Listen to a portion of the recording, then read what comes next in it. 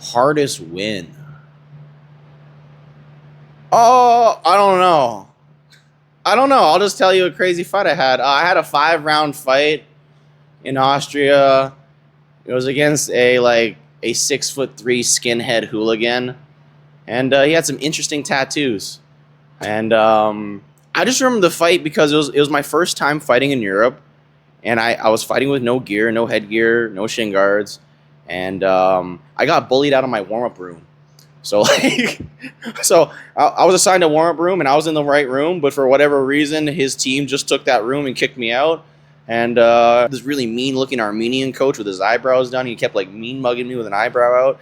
I was kind of like I was kind of terrified of his coach more than him.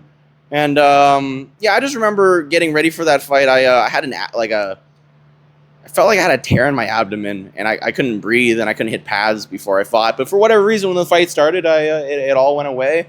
I had a 5 round war with the dude, and the guy already had pro fights, and he was just knocking people out with like knees to the face. And I just knew shit. I don't want to get kneed in the face, so I just hit his body. I was chucking overhands. I dropped a really hard axe kick on his collarbone, and that kind of messed up his arm a little bit. And yeah, I went all 5 rounds. And I cinched out the decision, and that was a hard fight because I remember just I was in the shower and I turned the water on, and there's just so much blood coming off of my body. Like, and I don't know whose blood it is. I'm pretty sure it's not mine because I wasn't cut on top of my head, and so he's probably bleeding down on me.